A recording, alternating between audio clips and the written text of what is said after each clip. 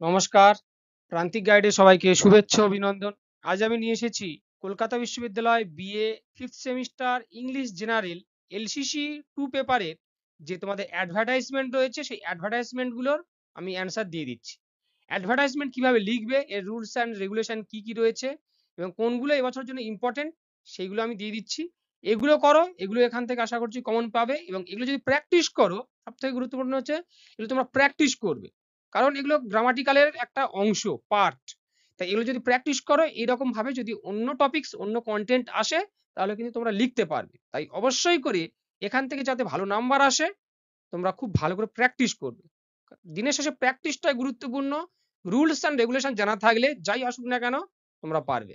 Suggestion দিয়ে দিয়েছি, last minute final সাজেশনও দেবো, চিন্তা নেই। প্রান্তিক গাইডের সঙ্গে থাকো, চ্যানেলটা সাবস্ক্রাইব করো, বন্ধুদেরকে শেয়ার করো। প্রান্তিক গাইডের suggestion best quality, number 1 suggestion. প্রান্তিক গাইডের সাজেশন ফলো করলে অন্য কোনো সাজেশন পড়বে না। চ্যানেলের সঙ্গে থাকবে, সাবস্ক্রাইব করে রাখবে। বাকিগুলো আমি দেবো, স্টোরি রাইটিং, ট্রাভেলগ এবং নোটস আমি আপলোড করব। তোমরা চ্যানেলের সঙ্গে থাকবে, সাবস্ক্রাইব করবে। দেখে নাও অ্যাডভার্টাইজমেন্ট কিভাবে করবে, দেখে নাও।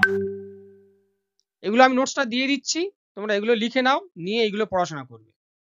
দেখো, সিচুয়েশন ভ্যাকেন্ট সম্পর্কে অ্যাডভার্টাইজমেন্ট। আরো একটা গুরুত্বপূর্ণ হচ্ছে তোমরা ছবি দেবে।